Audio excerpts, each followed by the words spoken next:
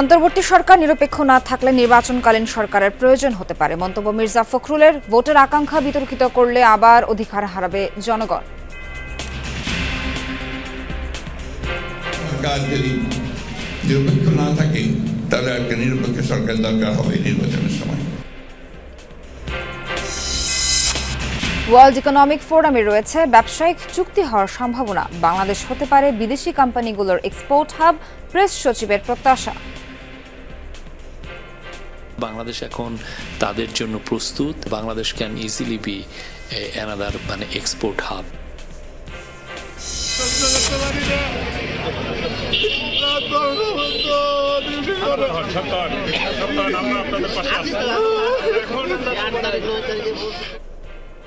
পিলখানা ট্র্যাজেডির বিস্ফোরক মামলায় মুক্তি পেলেন জামিনপ্রাপ্ত বিডিআর সদস্যরা। স্বজনদের ভালোবাসায় সিক্ত।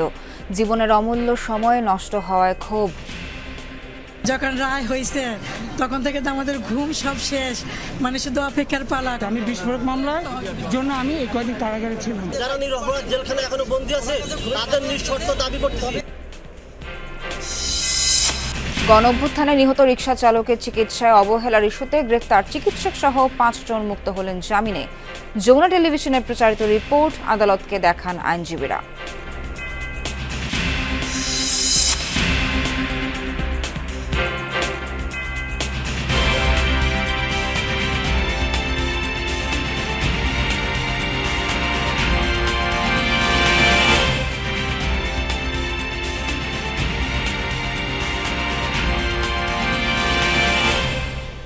স্বাগত সবাইকে, আমন্ত্রণ যমুনা নিউজ। এতক্ষণ শিরোনাম দেখছিলেন, পুরো খবর নিয়ে সঙ্গে আছি নাবিলা সোহার।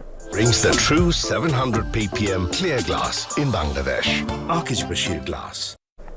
অনেক ক্ষেত্রে নিরপেক্ষতা হারাচ্ছে অন্তর্বর্তী সরকার। নিরপেক্ষ না থাকলে নির্বাচনকালে নিরপেক্ষ সরকারের প্রয়োজন হতে পারে। এ মন্তব্য করে বিএনপি মহাসচিব মির্জা ফখরুল আশা করেছেন অন্তর্বর্তী সরকার তাদের নিরপেক্ষতা বজায় রাখবে। প্রেস ক্লাবে এক আলোচনায় তিনি বলেন, নির্বাচনের আকাঙ্ক্ষাকে জোর করে বিতর্কিত করলে আবার অধিকার হারাবে জনগণ। অন্য শক্তির মাথাচাড়া দিয়ে ওঠার শঙ্কাও জানান মির্জা ফখরুল। ৬৯-এর গণঅভ্যুত্থানের মহানায়ক শহীদ আসাদের ৫৬তম মৃত্যুবার্ষিকী উপলক্ষে জাতীয় প্রেস ক্লাবে এই আলোচনা। বক্তারা জানান, পাঠ্যপুস্তকে কিংবা অন্য কোনো আয়োজনে কেউ স্মরণ করুক আর না করুক, শহীদ আসাদ ইতিহাসে রয়ে যাবেন। আমাদের জাতীয় ইতিহাসে ৬০-এর দশক এক গৌরবোজ্জ্বল অধ্যায়। সভায় যোগ দিয়ে বিএনপি মহাসচিব ৬৯ থেকে ২৪-এর গণঅভ্যুত্থানের প্রেক্ষাপট তুলে ধরেন। বলেন, নির্বাচনের আকাঙ্ক্ষাকে বিতর্কিত করলে জনগণ আবারও অধিকার হারা হবে। জনগণের প্রত্যাশা অনেক বেড়েছে, কিন্তু দুর্ভাগ্যজনক হলেও সত্য যে এখন পর্যন্ত সমাজের যে অবস্থা দাঁড়িয়েছে সেই অবস্থায় কিন্তু আমরা সেই ধরনের একটা ব্যবস্থা দেখে এখনো নিশ্চিত হতে পারছি না যে আমরা দেশের প্রত্যাশাগুলো পূরণ হবে। এই ধরনের নির্বাচন যদি দ্রুত না হয়, সময় ক্ষেপণ করা হয়, তাহলে সেখানে অন্যান্য শক্তিগুলো মাথা চাড়া দিয়ে উঠতে থাকে। অন্তর্বর্তীকালীন সরকার অনেক ক্ষেত্রে নিরপেক্ষতা হারাচ্ছে বলেও অভিযোগ করেন বিএনপি মহাসচিব।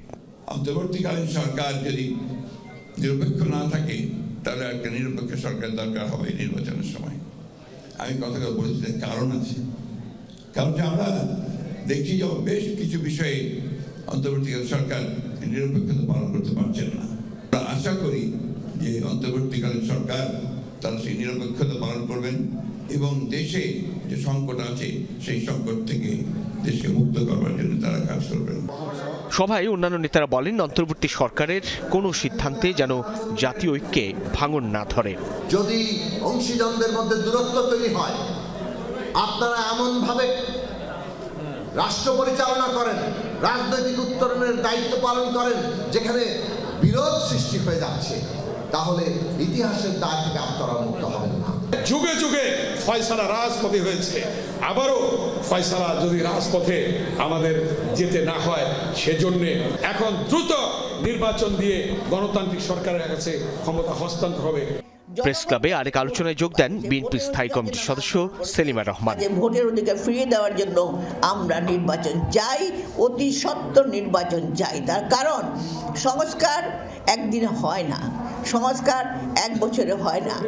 প্রেস ক্লাবের সামনে এক অবস্থান কর্মসূচিতে যোগ দিয়ে বিএনপি চেয়ারপারসনের উপদেষ্টা জয়নুল আবদিন ফারুক বিএনপিকে অবমূল্যায়ন করা থেকে বিরত থাকার আহ্বান জানান। সকল কিছুই হবে, কিন্তু তার আগে আরেকটি ষড়যন্ত্র করে 111-এর মতো আবার বিলম্বিত করার কোনো অবকাশ বাংলাদেশে আর হবে না। Saifuddin Robin, Jamuna news, Dhaka. World economic ফোরামের সাইডলাইনে আজও বিভিন্ন সংগঠন ও প্রতিষ্ঠানের প্রতিনিধিদের সাথে বৈঠক করছেন প্রধান উপদেষ্টা ডক্টর মাহমুদ ইউনূস। এদিকে অন্তর্বর্তী সরকার প্রধানের প্রেস সচিব শফিকুল আলম জানিয়েছেন, কিছু ব্যবসায়িক চুক্তি হওয়ার সম্ভাবনা রয়েছে। বাংলাদেশ হতে পারে বিদেশি কোম্পানিগুলোর এক্সপোর্ট হাব। দাভোস সামিটের পাশাপাশি বৃহস্পতিবার ডিপি ওয়ার্ল্ডের সিইও সুলতান আহমেদ বিন সোলাইমের সাথে সাক্ষাৎ করেছেন প্রধান উপদেষ্টা ডক্টর মাহমুদ ইউনূস। এছাড়া মেটা প্ল্যাটফর্মের গ্লোবাল অ্যাফেয়ার্সের প্রেসিডেন্ট স্যার নিক ক্লেগের সাথেও হয়েছে প্রধান উপদেষ্টার সাক্ষাৎ। ওয়ার্ল্ড ইকোনমিক ফোরামের এবারের সম্মেলনে বিভিন্ন দেশের ব্যবসায়ীদেরকে বাংলাদেশের ব্যাপারে অবহিত করবেন প্রধান উপদেষ্টা, এমনটা জানিয়েছেন তার প্রেস সচিব। তিনি বলেন, দাভোসে এবার অংশ নিয়েছেন বিভিন্ন বেসরকারি খাতের এমডি সিইওরা।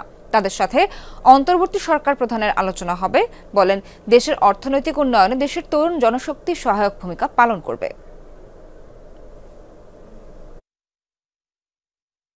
বেশ কিছু বড় বড় কোম্পানি যারা বাংলাদেশে ইনভেস্ট করতে চায় তাদের সিইওরা প্রফেসর ইউনূসের সাথে দেখা করবেন এবং এটা নিয়ে তারা বাংলাদেশ সম্পর্কে জানতে চাবেন, বাংলাদেশের বিজনেস অপরচুনিটি কি আছে সেটা নিয়ে জানতে চাবেন।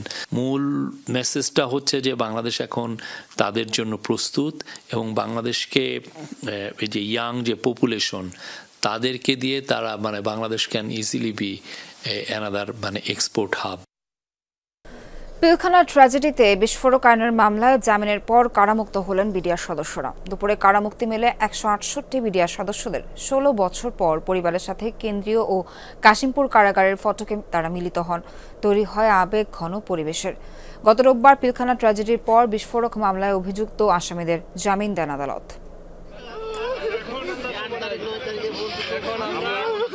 16 বছর সময়ের পরিক্রমায় ছোট্ট শিশু পা রাখে কৈশোরে, যুবক পরিণত হয় প্রৌঢ়ে। অথচ সুদীর্ঘ এই সময় কারাগারে ছিলেন তারা। অবশেষে মিলল মুক্তি। খোলা আকাশের নিচে স্বজনদের কাছে পেয়ে কান্নায় ভেঙে পড়েন বিডিআর সদস্যরা।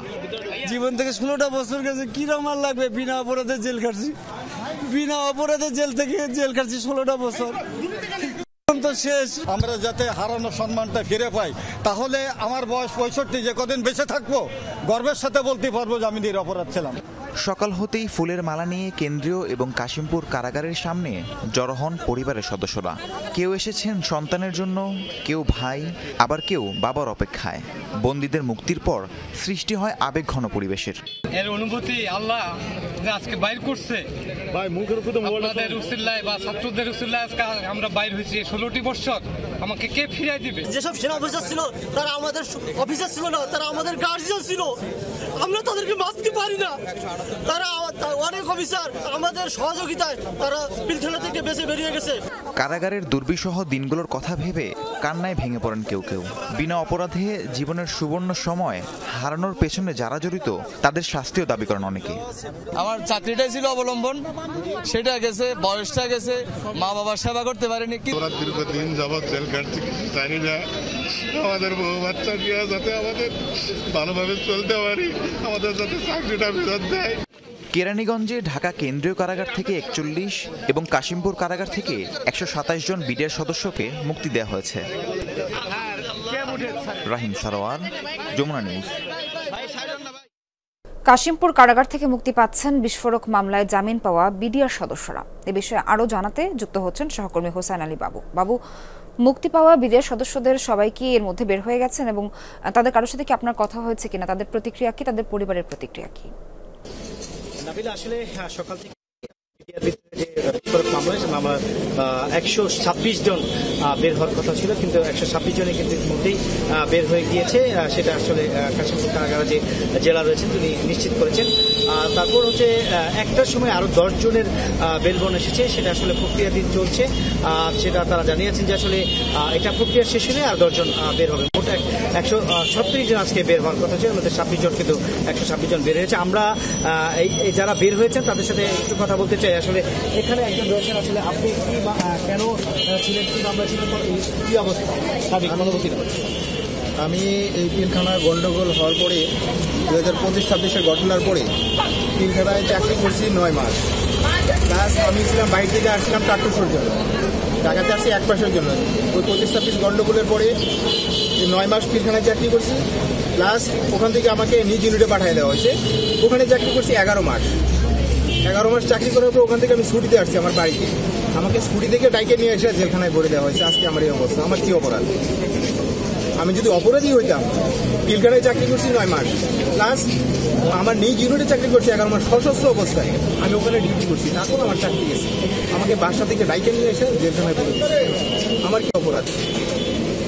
এটা আমি বর্তমান যে সরকার আছে, বর্তমান সরকারের কাছে এবং সারা বাংলাদেশের জনগণের কাছে, সবার কাছে সুবিচার দাবি করতেছি যে কেন হলো এরকম। শুধু আমি না, আমার মধ্যে এরকম 18,500 সবাই কোনো না কোনো শুনছিলেন। ওনার বড় কিন্তু আসলে উনি প্রায় 11 মাস চাকরি করেছেন। তারপর যে উনি ছুটিতে গিয়েছিলেন, ওই ছুটি থেকে ধরে নিয়ে এসে আসলে তাকে এই জেলখানায় প্রেরণ করেছেন। তারপর আসলে 16 বছর পর আসলে তিনি বের হয়েছেন, তার অনুভূতি কথা বলছেন। আসলে এছাড়াও তারা বলছেন যে যারা অন্যরা যারা রয়েছেন এখনো জামিন হয়নি, যাদের শুনানি চলছে, অতি দ্রুতই যেন তাদেরকে জামিন দেওয়া হয় এবং তারা যেন আসলে বের হতে পারে। তার পাশাপাশি তারা বলছেন যে আসলে তাদের যে ক্ষতিটা হয়েছে সেটা যেন। বাবু জানাচ্ছিলেন যে এখনো অনেকেরই জামিন বাকি আছে। সবশেষ তথ্য দিচ্ছিলেন আমাদেরকে, ধন্যবাদ আপনাকে। ছাত্র জনতার আন্দোলনে প্রাণ হারানো অটোরিকশা চালক স্মাইলের চিকিৎসায় অবহেলা ইস্যুতে গ্রেপ্তার চিকিৎসক সহ 5 জন জামিনে মুক্ত হচ্ছেন। কেরানীগঞ্জের কেন্দ্রীয় কারাগার থেকে যে কোনো সময় মুক্তি পাবেন তারা। এর আগে বুধবার তাদের জামিন মঞ্জুর করেন ঢাকার additional chief metropolitan magistrate Mahbubul হকের আদালত। 17 জানুয়ারি বিকেলে ডেল্টা হেলথ কেয়ার হাসপাতাল থেকে থানায় ডেকে নিয়ে মেডিকেল অফিসার ডক্টর সাদি বিন শামস সহ 5 জনকে গ্রেফতার দেখায় হাতিরঝিল থানা পুলিশ। 19 জুলাই হাসপাতালের সামনে গুলিবিদ্ধ ইসমাইলকে চিকিৎসা না দেওয়ার অভিযোগ করা হলেও ভাইরাল ওই ছবির আগের ভিডিওতেও ইসমাইলকে টেনে হাসপাতালে নেওয়ার চেষ্টা করতে দেখা যায়। তখন চিকিৎসক সহ অন্যদের ওপরও চলে আইন শৃঙ্খলা বাহিনীর গুলি। যমুনা টেলিভিশনের প্রচারিত এই রিপোর্ট আদালতকে দেখান 5 জনের আইনজীবী, পরে তাদের জামিন মঞ্জুর করে আদালত। এদিকে ছিনতাই বিরোধী বিশেষ অভিযান পরিচালনা করে 26 ছিনতাইকারীকে দেশীয় অস্ত্রসহ গ্রেফতার করেছে র্যাব 2। রাজধানী মোহাম্মদপুর, ধানমন্ডি, শেরেবাংলানগর, তেজগাঁও এবং তেজগাঁও শিল্পাঞ্চল এলাকায় পৃথক অভিযান চালিয়ে তাদের গ্রেফতার করা হয়। র্যাব বলছে, প্রাথমিক জিজ্ঞাসাবাদে ছিনতাইকারীরা জানায় দিনের বেলায় আত্মগোপনে থেকে রাতের বেলায় ছিনতাই করত তারা। গ্রেফতারকৃতদের বিরুদ্ধে বিভিন্ন থানায় ছিনতাই ও মাদক সংক্রান্ত মামলা রয়েছে এবং এসব মামলায় তারা কারাগারেও ছিল বলে জানায় র্যাব। আটক 26 ছিনতাইকারীর বিরুদ্ধে আইনানুগ ব্যবস্থা নিতে রাজধানী বিভিন্ন থানায় হস্তান্তর করা হয়েছে।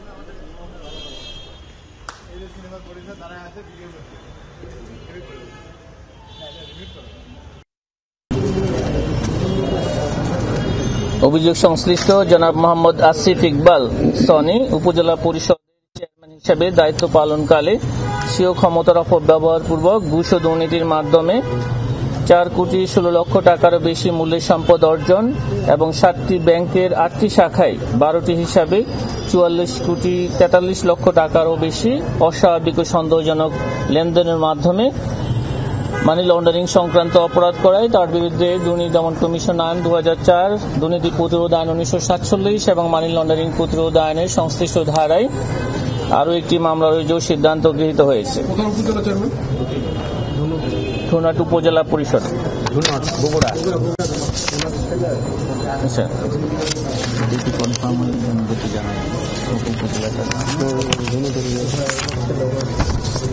আমার মনে হয় এরপরে যেটা আসবে সেটা আপনাদের জন্য বেশি।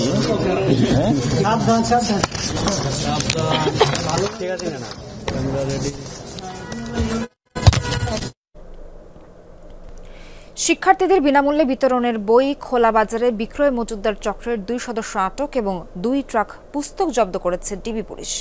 বুধবার সূত্রপুরের বাংলাবাজার, ইস্পাহানি, গলির বিভিন্ন গোডাউনে অভিযান পরিচালিত হয়। এ সময় বিনামূল্যে বিতরণের জন্য প্রায় 10,000 সরকারি বই জব্দ করা হয়। গোপন সংবাদের ভিত্তিতে ডিবি পুলিশ এসব বই মজুতের কথা জানতে পারে। এই তথ্যের ভিত্তিতে বুধবার বিকেলে সারাশি অভিযান পরিচালনা করে ডিবি লালবাগ বিভাগের কোতোয়ালি জোনাল টিম। অভিযানে জব্দকৃত বইগুলোর বাজার মূল্য ৮ লক্ষ টাকা। সংবিধানের ১১৬ অনুচ্ছেদ অনুযায়ী অর্ধস্তন আদালতের নিয়ন্ত্রণ এবং শৃঙ্খলা রাষ্ট্রপতির উপর ন্যস্ত থাকায় বিচারিক আদালতে নির্বাহী বিভাগের হাতে জিম্মি, এমনটা ভাবেন আইনজীবী অ্যাডভোকেট মোহাম্মদ শিশির মনির। সংবিধানের ১১৬ অনুচ্ছেদ কেন অবৈধ ঘোষণা করা হবে না, হাইকোর্টে জারি করা এমন রুলের শুনানি শেষে কথা বলেন রিটকারীদের এক আইনজীবী। বৃহস্পতিবার বিচারপতি ফারা মাহবুব ও বিচারপতি দেবাশিস রায় চৌধুরীর হাইকোর্ট বেঞ্চে শিশির মনির বলেন, ১১৬ অনুচ্ছেদের কারণে বিচার বিভাগের জন্য আলাদা সচিবালয় গঠন থেমে আছে। অবিলম্বে সংবিধানের এই অনুচ্ছেদটি অবৈধ ঘোষণা হওয়া উচিত। গেল ২৫ আগস্ট হাইকোর্টের ১০ আইনজীবী ১১৬ অনুচ্ছেদ অসাংবিধানিক ঘোষণা চেয়ে রিট করেন। রাজধানীর সেন্ট জোসেফ স্কুলে শুরু হয়েছে ৩ দিনব্যাপী ভাষা উৎসব JLRC ল্যাঙ্গুয়েজ ফিয়েস্তা ২০২৫। এতে বিভিন্ন প্রতিযোগিতায় অংশ নিচ্ছে শিক্ষার্থীরা। জোসেফাইট ল্যাঙ্গুয়েজ অ্যান্ড রিডিং ক্লাবের আয়োজনে ২১তম এই উৎসবে দেশ জুড়ে প্রায় ১১০টি প্রতিষ্ঠান থেকে প্রায় ৩৫০০ শিক্ষার্থী অংশ নেবে এই উৎসবে। আয়োজনে মিডিয়া পার্টনার ছিল যমুনা টেলিভিশন। বেলুন উড়িয়ে উদ্বোধন করা হয় JLRC ল্যাঙ্গুয়েজ ফিয়েস্তা 2025। স্থান সেন্ট জোসেফ স্কুল। তাদেরই জোসেফাইট ল্যাঙ্গুয়েজ অ্যান্ড রিডিং ক্লাবের আয়োজনে এই ভাষা উৎসব। মোটমাট 15টি প্রতিযোগিতা, যা নেওয়া হবে 6টি ভাষার উপর ভিত্তি করে। থাকছে রাইটিং, লিসেনিং, স্পিকিং ও IQ টেস্টের মতো আয়োজন। এখানে অনেক ধরনের কম্পিটিশন আছে, যেমন ভাষা রত্ন, তারপরে JLRC ল্যাঙ্গুয়েজ চ্যাম্পিয়নশিপ, এটা তো সবচেয়ে আইকনিক টিম ইভেন্ট। আমরা হচ্ছে এই যে আমি ও আর আমার একটা বন্ধু আছে ওইদিকে, উই আর এ টিম। আমরা BISC নীলঝড় থেকে আসছি, আমরা BISC নীলঝড়কে এখন রিপ্রেজেন্ট করতেছি। আমার ছোটবেলা থেকে ভাষা সম্পর্কে জানার অনেক ইচ্ছা, সো আমি প্রোগ্রামে এসেছি যেন আমি আরও শিখতে পারি। অনেক ইভেন্ট আছে যেটার মাধ্যমে আমি ইংলিশ, বাংলা শিখতে পারবো। ওরা যদি এই প্রোগ্রামগুলোতে অ্যাটেন্ড করে তাহলে ওরা দেখা যাচ্ছে যে ল্যাঙ্গুয়েজ সম্পর্কে অনেক ওদের অভিজ্ঞতা বাড়ে। এই প্রোগ্রামগুলো থেকে যে ওরা যারা পুরস্কার অর্জন করুক বা না করুক, যে ওরা একটা শিখতেছে, এটাই অনেক বেশি আমি মনে করি। দেশের ১১০টি প্রতিষ্ঠান থেকে প্রায় ৩৫০০ শিক্ষার্থী অংশ নিচ্ছে এই উৎসবে। প্রধান অতিথি জানান, এর মাধ্যমে শিক্ষার্থীরা পাঠ্য বইয়ের বাইরেও অন্যান্য বই পড়ার প্রতি আগ্রহী হবে। আমরা ভাষা নিয়ে কতটুকু চর্চা করছি, তো এখানে বিভিন্ন ইভেন্ট হবে। এদের এই টোটাল 3 দিনের যে প্রোগ্রাম, তার মধ্যে আমি দেখেছি যে বিভিন্ন রকম প্রতিযোগিতা আছে, বিভিন্ন রকমের সেমিনার্স আছে। তো সেই সবের মধ্য দিয়েও কিন্তু তাদের পড়ার একটা, অর্থাৎ পাঠ্য বই ছাড়াও অন্য বই পড়া, ভাষা নিয়ে চর্চা করার একটা প্রবণতা লক্ষ্য করা যাবে। আয়োজনের চিফ মডারেটর জানান, ভাষা বিষয়ে জ্ঞান অর্জন এবং ভাষা চর্চা করাই এই আয়োজনের মূল উদ্দেশ্য। এখানে বাংলা, ইংরেজি দুটো ভাষারই বেশি প্রায়োরিটি দেওয়া হয়, সাথে সাথে অন্য ভাষারও চর্চা হয়ে থাকে। এই কম্পিটিশনের মাধ্যমে আমরা ভাষাগত দক্ষতা অর্জন, স্টুডেন্টদের তারা কতটুকু ভাষা দক্ষতা অর্জন করতে পেরেছে সেইটা আমরা সবসময় ফোকাস করি। 25 জানুয়ারি নামবে ভাষা বিষয়ক এই উৎসবের পর্দা। হাসিবুল করিম বিজয়, যমুনা নিউজ, ঢাকা। দর্শক, এ পর্যায়ে শেষ করছি যমুনা নিউজ।